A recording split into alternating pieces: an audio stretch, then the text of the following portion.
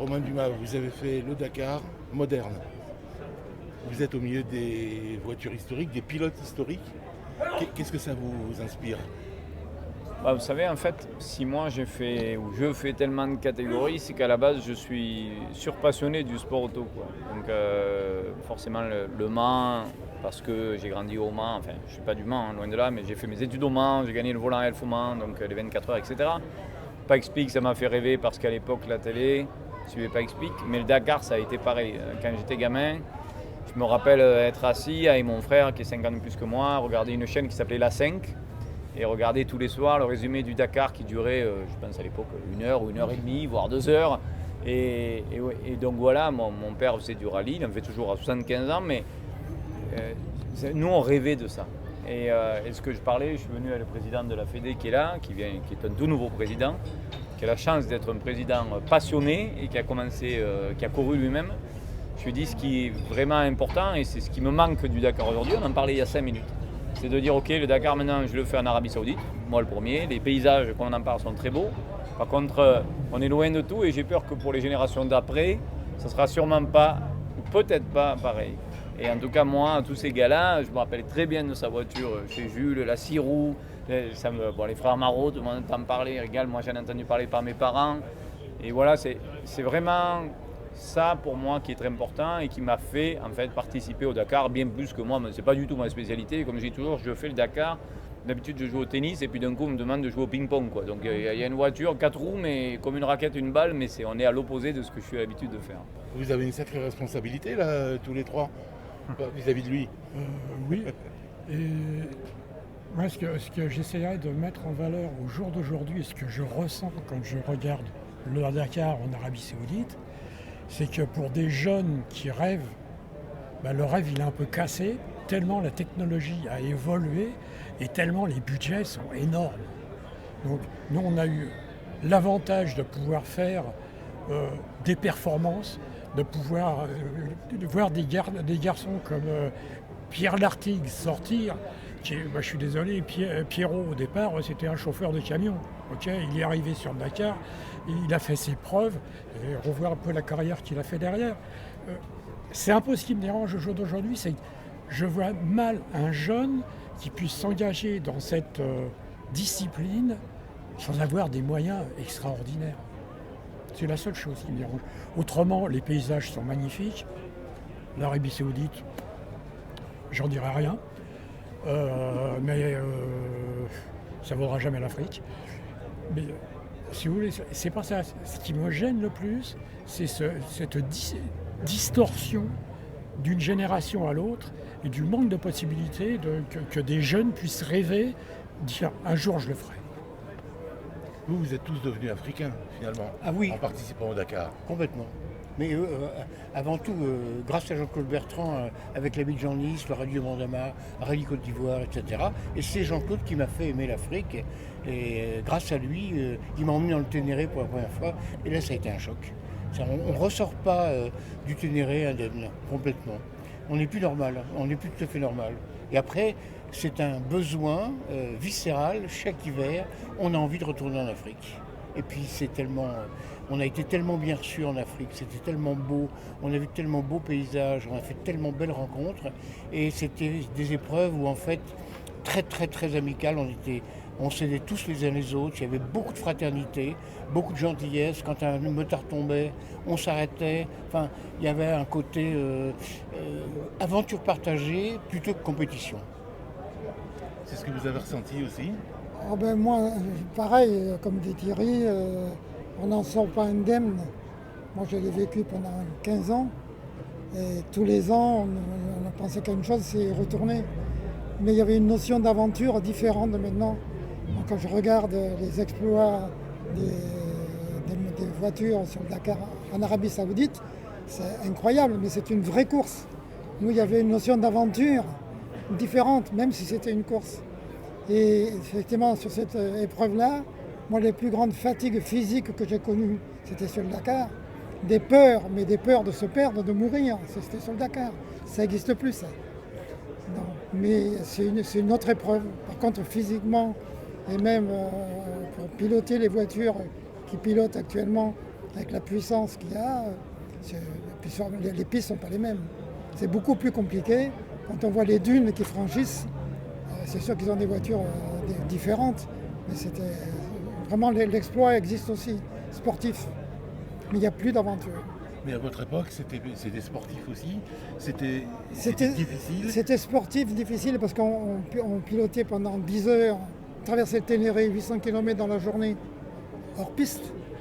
Physiquement, c'était dur, plus la truc de se perdre, c'était autre chose.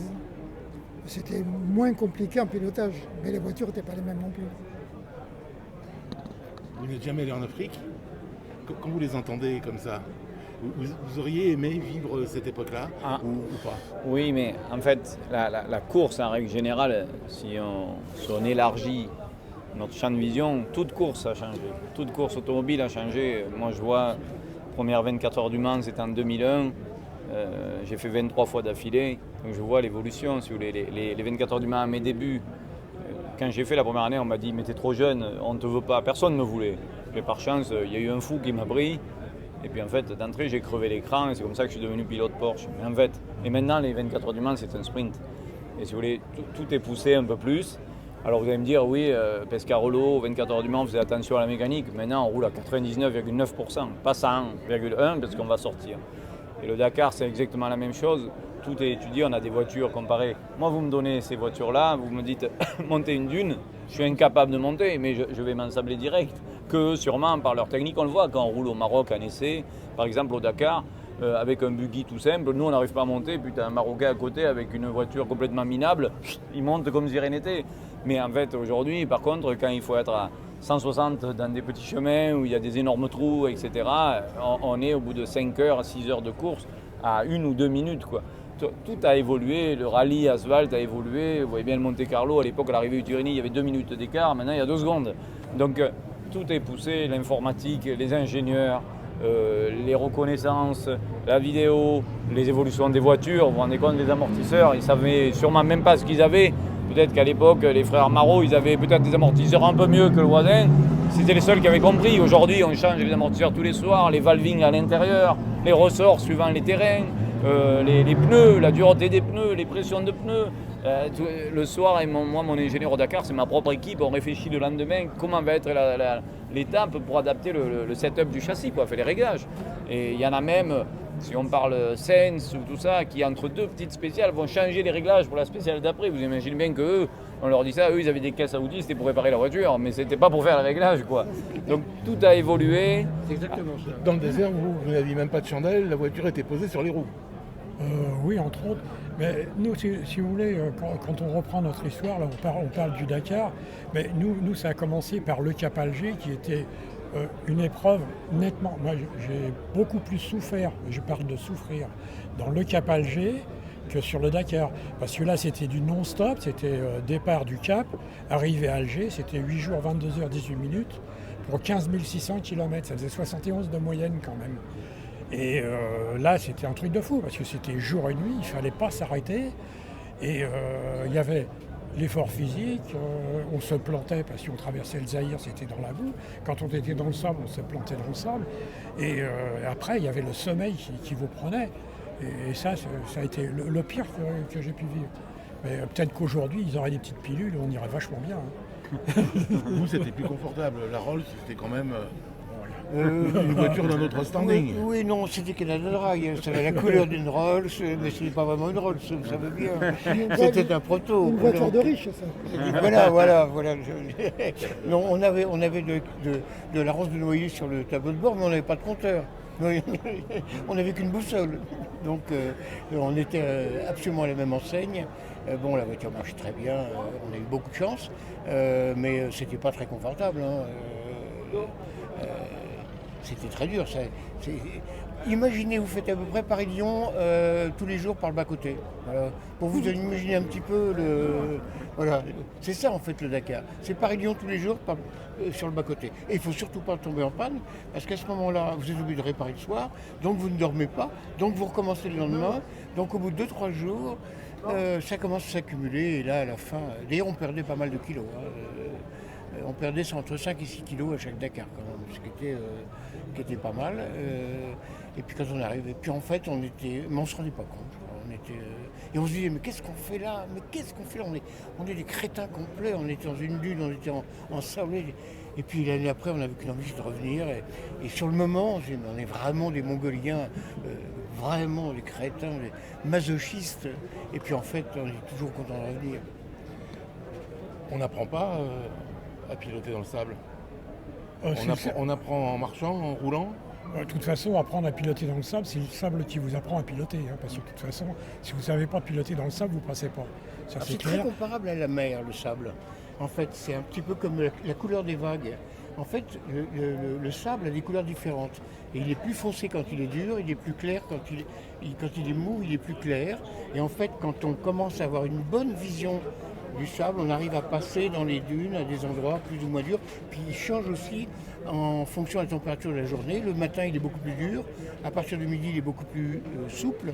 Donc, et ça, on le voit, les Africains, ils nous donnent des belles leçons parce qu'avec un simple pick-up 404, il arrivera à passer où nous, avec un meilleur 4x4, on est limite. Mais eux, parce qu'ils ont une vraie connaissance, un peu comme les marins. C'est très comparable d'ailleurs. Il y a beaucoup de points communs entre le Sahara et la mer d'ailleurs. Et les dunes de Mauritanie par exemple, c'est nous qui les avons faites à la pelle. Parce que les ampoules dans la main, c'était pas le volant, c'était la pelle pour sortir la voiture du sable. Oui, il fallait aussi bien manier les outils. Il fallait bien manier les outils. Mais ça faisait partie de l'aventure du truc. La seule différence qu'il y avait entre ces rallyes et que je vois les nouveaux Dakar, c'est que là, ils ont des points GPS à aller chercher, ce qui est un peu vicieux d'ailleurs, parce qu'ils ne les mettent pas toujours dans les endroits les plus sympathiques, d'après ce que j'ai cru comprendre.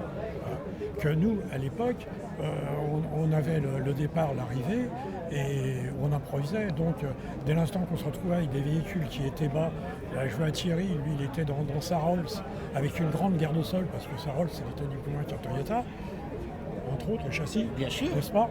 Que nous, quand on voyait la piste arriver, on était à ras du sol, on était les fesses par terre. Donc on n'a pas du tout la même appréhension du terrain. Et en plus de ça, on avait la possibilité, c'est qu'aussitôt que le sable commençait à tasser trop fort, on pouvait partir hors piste. Des fois, on se faisait 20-30 km hors piste, complètement à l'inverse du roadbook, pour reprendre derrière. Et c'est là où nous, on marquait des points parce qu'on connaissait le terrain. Mais là maintenant c'est plus possible puisque vous avez des contrôles de passage partout. Donc c'est plus du tout le même jeu. Nous on avait des roadbooks faits par Thierry Sabine, facile. Vous lisez le roadbook, suivez piste invisible. Oui, ça s'expliquait ça. Ou alors le matin au bivouac, il nous faisait un compte rendu de l'étape à venir, dit vous allez voir au loin une montagne pointue. Surtout n'y allez pas. Débrouillez-vous avec ça.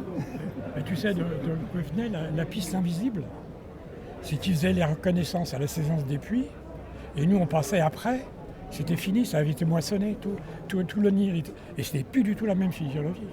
Le roadbook il collait plus vraiment à ce qu'il avait reconnu au départ. Et puis il suffisait d'une tempête de sable qui balayait tout, et on avait plus, qui avait lieu 3 jours avant, et il n'y avait plus de piste. Donc oui, c'était quand même chaud. Il y en a qui ont très peur d'une tempête de sable. Oui, oui. On se fait encore peur aujourd'hui dans le désert? C'est pas du tout ce qu'ils expliquent eux, ce qu'ils ont ressenti eux. Ça n'a rien à voir. La fatigue aujourd'hui déjà, vous savez, comme il y a des points GPS, en fait tout le monde passe au même endroit. C'est très rare que tu te perdes. Donc quand tu vas te perdre, tu t'égares, on va dire. Comparé à eux, ils se perdaient. Eux, ils y passaient 1 heure, 2 heures, 3 heures. Nous, vous savez, quand on a commencé à tourner pendant 30 minutes pour retrouver notre chemin, c'est une catastrophe, quoi. Je veux dire, vu les écarts. Donc, grosso modo, aujourd'hui, le copilote au Dakar, à part quelques-uns qui sont vraiment expérimentés, franchement, à côté, ils peuvent tous monter. Si tu pars 30e, tu as les traces de tout le monde, tu vas suivre, quoi. C'est super dur de se perdre. Donc la fatigue aujourd'hui du Dakar, c'est vraiment plus une fatigue morale, d'intensité, en fait, où tu es concentré réellement parce que les voitures vont vite. Et tu sais que de toute manière, eux, à l'époque, ils n'avaient même pas les dangers qui étaient marqués. Enfin, il y avait sûrement quelques-uns, j'imagine, mais pas beaucoup. Nous, on a des dangers 1, 2, 3, c'est des niveaux de danger. Et donc, le but, c'est de passer le danger 2 le plus vite possible, quoi.